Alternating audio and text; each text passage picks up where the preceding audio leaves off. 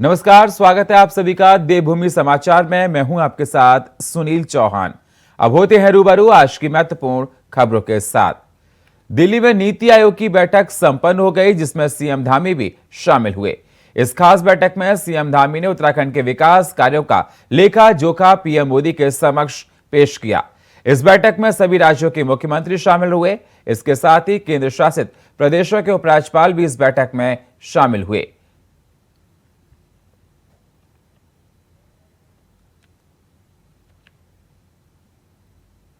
Congress committee की राष्ट्रीय प्रवक्ता और राज्यसभा सांसद डॉक्टर एम.ई. याग्निक अपने उत्तराखंड दौरे पर पहुंची हैं।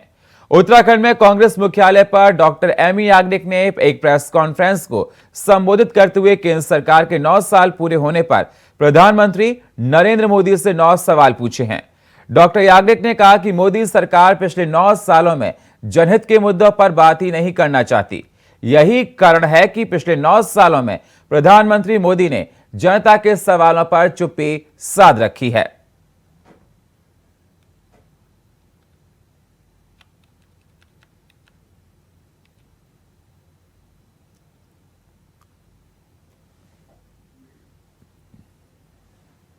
जी तो हाजिर रहते नहीं है संसद में, और उस टाइम भी नहीं थे। तो हमने तो इतने सवाल किए, पर आपने क्यों मोदी जी को नहीं पूछा कि भाई इतने साल में एक प्रेस कॉन्फ्रेंस तो करो तो हम आपको सवाल पूछ सके। आप तो उनको पूछो साहब, मीडिया वालों, कि भाई एक प्रेस कॉन्फ्रेंस तो कर दो सर, कि हमें आपको सवाल पूछना है। हम कांग्रेस को पूछते रहते हैं, विपक्षों को पूछते रहते हैं, हमें आपको पूछना है। और मीडिया तो उनका पसंदीदा स्फीयर है, एस्पेक्ट है, तो आप उनको पूछो पहले कि आप प्रेस कॉन्फ्रेंस क्यों नहीं करते हो। मोदी जी तो हाजिर रहते नहीं है संसद। साल 2023 और 24 के शिक्षा सत्र की शुरुआत हो चुकी है। बच्चे स्कूल जाने लगे हैं, लेकिन उनके पास पढ़ने के लिए अभी किताबें नहीं पहुंच पाई हैं। ऐसे में राज्य सरकार की तरफ से एक पहल की गई। दरअसल उत्तराखंड के बच्चों के उज्जवल भविष्य के लिए सरकार ने बुक बैंक बनाने के निर्णय लिया है, जिसकी सुविधा हर एक स्कूल में उपलब्ध कराई जाएगी, ताकि सरकारी और गैर सरकारी स्कूलों में पढ़ने वाले बच्चों के पास भरपूर किताबें उपलब्ध हो सके, जिसके लिए सरकार की तरफ से निर्देश जारी कर दिए गए हैं, जिसकी जानकारी खुद प्रदेश के शिक्षा मंत्री धन सिंह रावत ने देहरादून में दी है। किताबें लगभग सभी स्कूलों में चले गए हैं, और इस बार हमने ये भी निर्णय कर दिया है कि इस साल से अब स्कूलों में जितने बच्चे पढ़ाई कर रहे हैं उतने बच्चों के लिए बुक बैंक बन जाएगा। अब हर साल किताबें खरीदने की जरूरत नहीं पड़ेगी। देखिए, अब किताबें लगभग सभी स्कूलों में चले गए हैं, और इस बार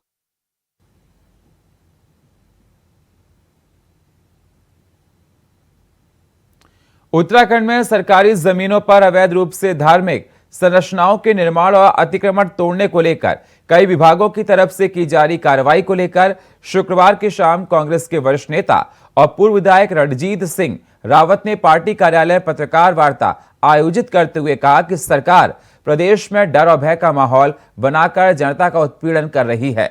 उन्होंने कहा कि सिंचाई विभाग, वन विभाग और लोक निर्माण विभाग अपनी जमीनों से अतिक्रमण हटाना चाहता है, तो पहले वह सक्षम न्यायालय में वाद दायर करे और न्यायालय के आदेश के बाद ही अतिक्रमण हटाने की कार्रवाई करे। विभागों द्वारा जिस तरह से डर और भय का माहौल पूरे प्रदेश में फैलाया जा रहा है और जो कार्रवाई की जा रही है, हम ये कहना चाहते हैं वो विधि सम्मत नहीं है। सिंचाई विभाग जो धारा 70 के तहत northern India canal drainage act 1873 के तहत नोटिस दे रहा है धारा 70 में, वो धारा 70 अवैध निर्माणों के बारे में, खासतौर पर आवासों के बारे में कुछ नहीं कहती है। उसमें है कि अगर नहर का पानी कोई रोक रहा है, उसको बहने की नहीं दे रहा है, तो उसके खिलाफ कार्रवाई, और विभागों को निर्देशित करे कि वो विधि सम्मत कार्य करें।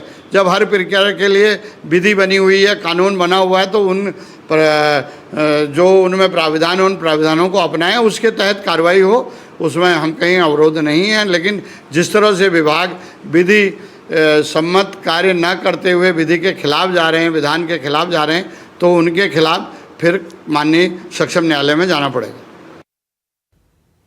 उत्तराखंड में यूकेएसएससी परीक्षा के मुख्य आरोपी की संपत्ति को रामनगर में प्रशासन और पुलिस की संयुक्त टीम ने कुर्क करने की कार्रवाई की है।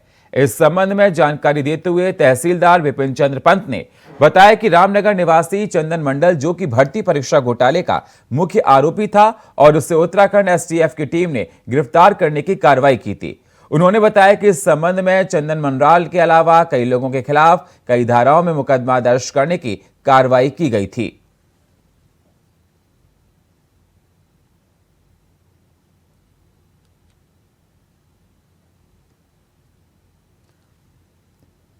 मई 2023 के क्रम में प्रशासन और पुलिस की टीम यहाँ पर पीरूमदारा स्थित इसके स्टोन क्रशर पर आई हुई है। वहाँ पर संपत्ति को कूड़ करने के पूर्व में आदेश दिए गए थे। उसी के अनुपालन में यहाँ पर कूड़ किए जाने की कार्रवाई और सीलिंग की कार्रवाई की जा रही है। यहाँ पर रामनगर में विभिन्न स्थानों पर इसकी 6 संपत्तियाँ हैं और इसके संपत्तियों के वेरिफिकेशन के लिए जो संबंधित जो हमारे उनको निर्देशित किया गया है और उनके द्वारा स्पॉट वेरिफिकेशन के बाद जो रिपोर्ट दी गई है उसके आधार पर जो है कुड़ की कार्रवाई की जा रही है।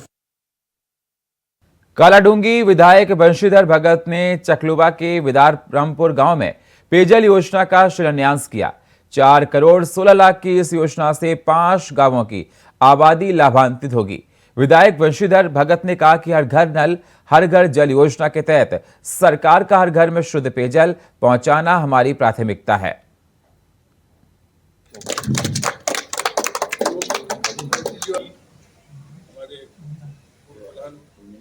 पाइपलाइनों का काम शुरू हुआ है।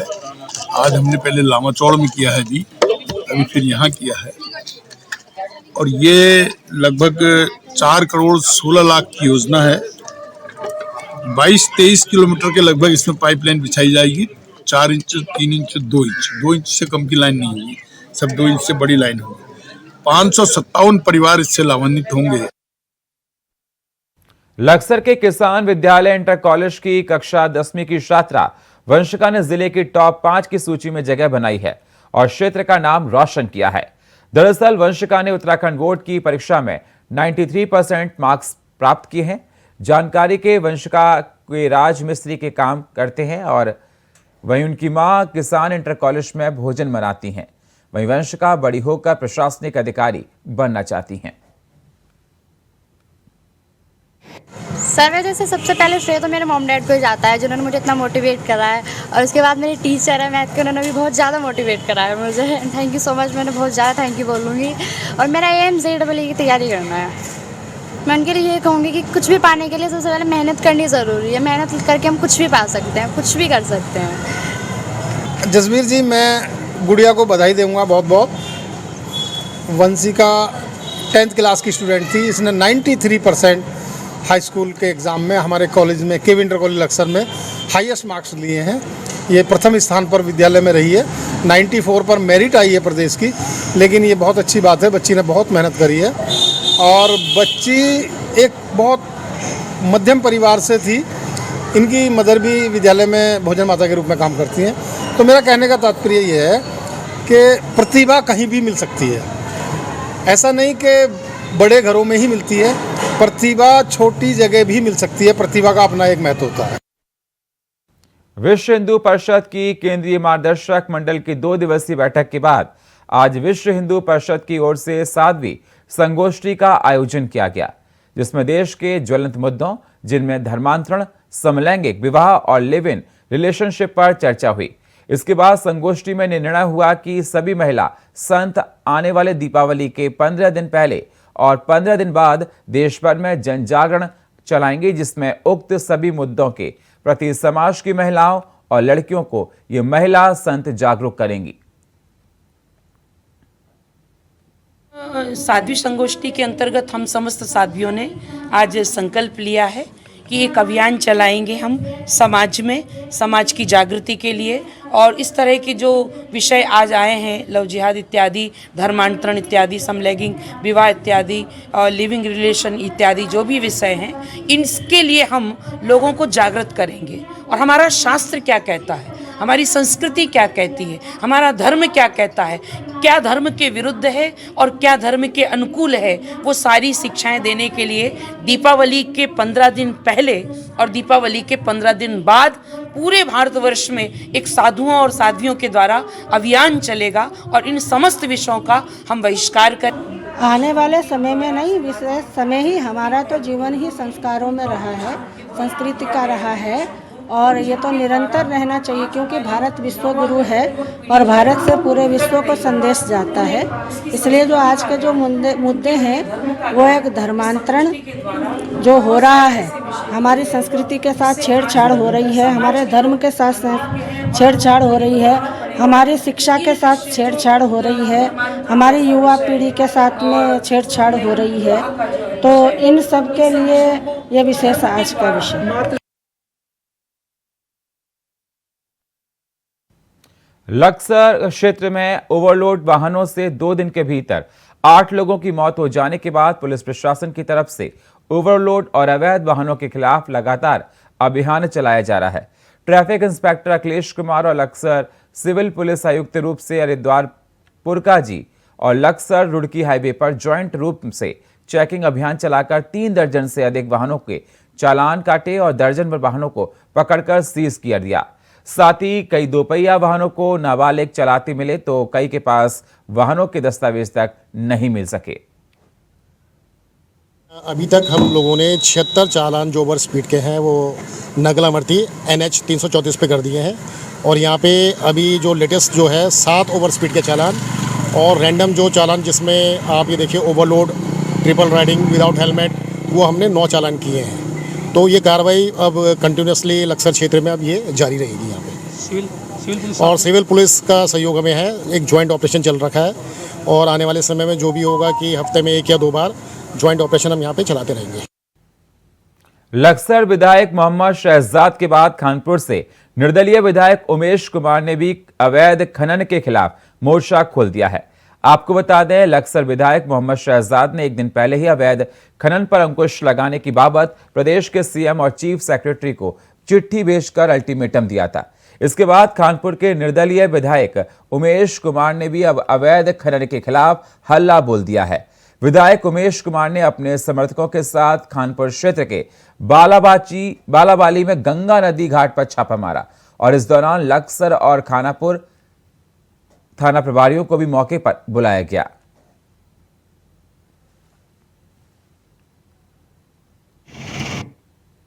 लगातार 2 बड़ी दुखद घटनाएं हुई लक्सर खानपुर विधानसभा में। मेरी विधानसभा के 3 नवयुवक बच्चे जिन्होंने अभी जीवन भी नहीं देखा था, उनकी निर्मम तरीके से हत्या कहूंगा, क्योंकि जिस तरह उनको डंपर ने 500 मीटर तक कुचला है, उनको घसीटते हुए ले गया है, वो घटना बर्दाश्त से बाहर की घटना है। ऐसे ही लक्सर में 2 मासूम बच्चों की मौत हो गई और एक व्यक्ति की, उसके बावजूद भी प्रशासन जागने को तैयार नहीं है। यहाँ की स्थिति आप स्वयं देख रहे हैं इस समय, कितना माल, यहाँ करोड़ों रुपए का माल इकट्ठा कर रखा है, जेसीबी चल रही है, बड़ी बड़ी मशीनें चल रही हैं। सबसे बड़ी बात, पनडुब्बी पूरा सेटअप लगाया गया है यहाँ पर और पूरा का पूरा खनन उत्तराखंड के माध्यम से, पूरा का पूरा खनन उत्तराखंड में हो रहा है। कितनी दुखद बात है, इतना गंभीर घटना होने के बावजूद भी लोग जागने को तैयार नहीं। ये खनन माफियाओं को अब मुझे लगता है मुझे ही सबक सिखाना पड़ेगा, इसीलिए मैंने कमर कसी और मैं खुद इस मैदान में उतर गया कि अब इनको नेस्तनाबूद करके।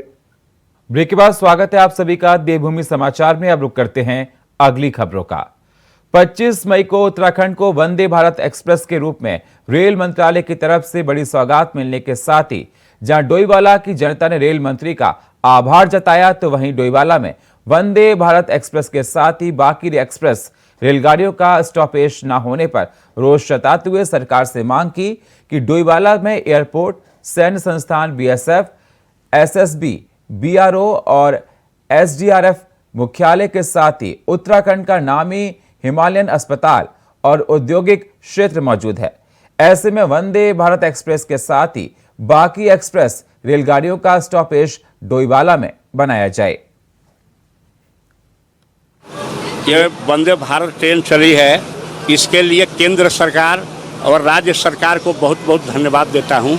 लेकिन यहाँ पर मैं सरकार से ये बोलना चाहता हूँ, आप लोगों के मीडिया, सोशल मीडिया के माध्यम से आप लोगों के धन्यवाद देता हूँ और आप लोगों से प्रार्थना करता हूँ कि हमारे जो है इस खबर को केंद्र सरकार तक, रेलवे मंत्री तक पहुँचाया जाए, क्योंकि यहाँ पर जो है ओवर ब्रिज का होना बहुत ज़रूरी है। यहाँ पर जो है मिडिल स्कूल भी है और इंटर कॉलेज भी है।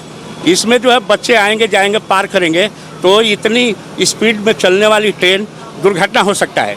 इसलिए आप लोग अपने माध्यम से हमारी आवाज़ को पहुँचाइए।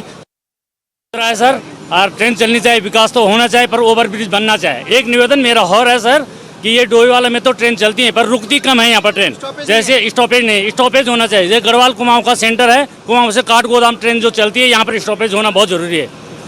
मैं सबसे पहले हमारे भारतीय रेल मंत्री वैष्णव जी को बहुत बहुत धन्यवाद देता हूँ कि उन्होंने हमें वंदे भारत ट्रेन का सौगात दी है और हम यहाँ पे बहुत तहे दिल से हार्दिक उनका ट्रेन का यहाँ पे स्वागत कर रहे हैं। लेकिन हमें इसमें दुख इस बात का है कि जहाँ पे हम स्वागत कर रहे हैं यहाँ पे इस ट्रेन का स्टॉपेज नहीं है और यहाँ से जो काठगोदाम एक्सप्रेस, जन शताब्दी, शताब्दी, जितनी भी ट्रेनें हैं यहाँ से कोई यहाँ पे स्टॉपेज नहीं है, जबकि ये एयरपोर्ट के नज़दीक में है।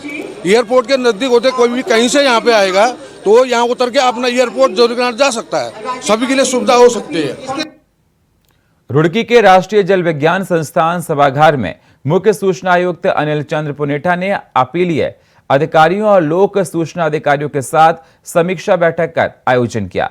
इस दौरान आम जनमानस की तरफ से मांगी जाने वाली सूचनाओं को आसान बनाने और लंबित सूचनाओं का जल्द से जल्द निस्तारण किए जाने के निर्देश दिए हैं। रुड़की में आज जितने भी प्रथम अपीलीय अधिकारी हैं और लोक सूचना अधिकारी हैं, उनके सबके साथ रिव्यू मीटिंग की है।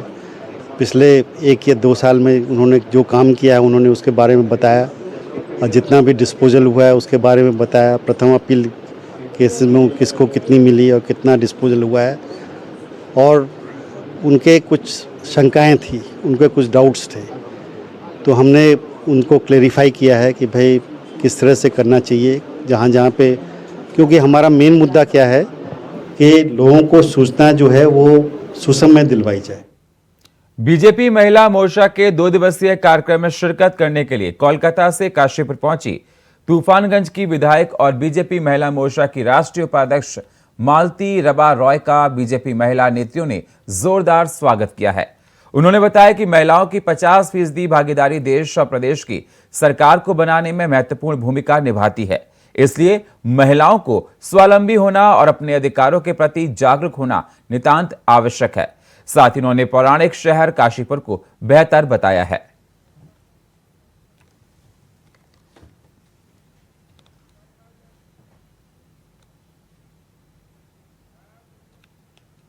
जैसलमेर राजस्थान निवासी आदित्य कुमार और जो कि साइकिल से सिंगापुर की यात्रा पर रवाना हुए हैं।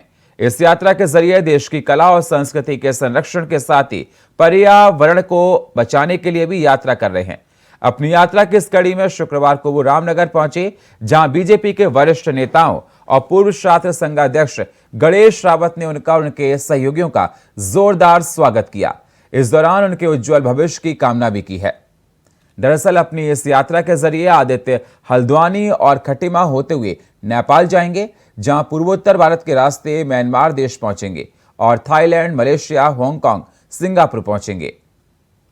लगभग मैंने पूरा इंडिया किया है, लगभग 20,000 प्लस का ट्रैवल किया मैंने ऑल इंडिया में, और अभी इंडिया टू सिंगापुर ये सेकंड राइड है जिसमें मैंने 3,000 प्लस किलोमीटर राइड कर लिया है, जिसमें दिल्ली से स्टार्ट करने के बाद हरियाणा, पंजाब, जम्मू कश्मीर, लेह लद्दाख, हिमाचल, उत्तराखंड, बाबा केदारनाथ के यहाँ से ऑफिशियली मैंने केदारनाथ के लिए राइड स्टार्ट की है। यहाँ से अभी मैं जाऊँगा नेपाल, उसके बाद नॉर्थ ईस्ट मणिपुर जाके वहाँ से Myanmar, Thailand, Malaysia, Singapore, then Indonesia की राइड रही।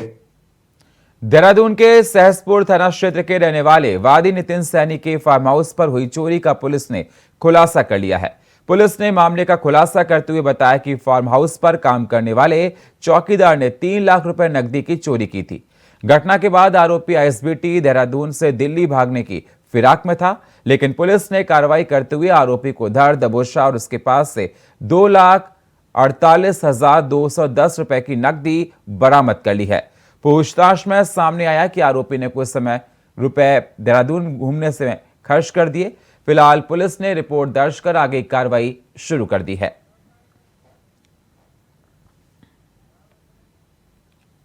देश के पहले प्रधानमंत्री जवाहरलाल नेहरू की 59वीं पुण्यतिथि के मौके पर मसूरी के कांग्रेस भवन में आयोजित कार्यक्रम पर उन्हें याद कर कांग्रेस कार्यकर्ताओं ने जवाहरलाल नेहरू को पुष्पांजलि अर्पित कर श्रद्धांजलि अर्पित की है। मसूरी कांग्रेस शहर अध्यक्ष अमित गुप्ता ने कहा कि जवाहरलाल नेहरू ने याद किया गया और कांग्रेस पार्टी को मजबूत करने का संकल्प लिया गया। उन्होंने कहा कि कांग्रेस पार्टी ने देश की आजादी में अहम योगदान दिया है। देखिए, मैं सबसे पहले हमारे देश के आधुनिक भारत के निर्माता पंडित जवाहरलाल नेहरू जी को अपनी ओर से कोटि कोटि नमन करता हूं।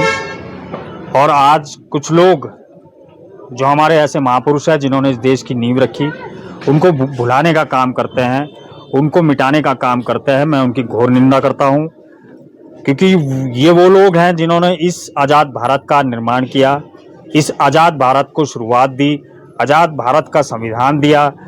आज उन्हीं सब के मार्गदर्शन पे आज हमारा देश आगे बढ़ रहा है। और जो लोग इन ऐसे महापुरुषों के खिलाफ अनाप शनाप बोलते हैं, अनाप शनाप बात करते हैं, मैं उनकी आपके माध्यम से पुनः घोर निंदा करता हूं। रुड़की के दुर्गा चौक स्थित कांग्रेस नेता पंकज सिंघल के कार्यालय पर पूर्व प्रधानमंत्री जवाहरलाल नेहरू के पुण्यतिथि पर श्रद्धांजलि सभा का आयोजन किया गया, जिसमें कांग्रेस कार्यकर्ताओं ने जवाहरलाल नेहरू की फोटो पर पुष्पांजलि अर्पित की। इस मौके पर महानगर कांग्रेस अध्यक्ष राजेंद्र चौधरी के साथ तमाम कांग्रेसियों ने उनके बताए गए मार्ग पर चलने का संकल्प लिया है।